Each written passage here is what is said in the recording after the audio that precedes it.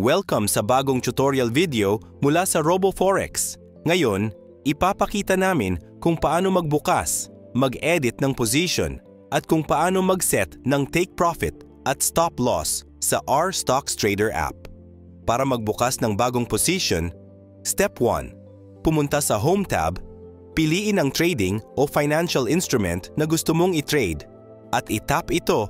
Step 2. I-set ang order parameters. Piliin ang direksyon ng order, buy o sell, at itap ang tamang button sa ibaba ng screen. Itap ang Confirm button. Congratulations!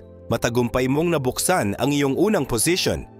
Itap ang Go to Positions button para makita ang iyong open position.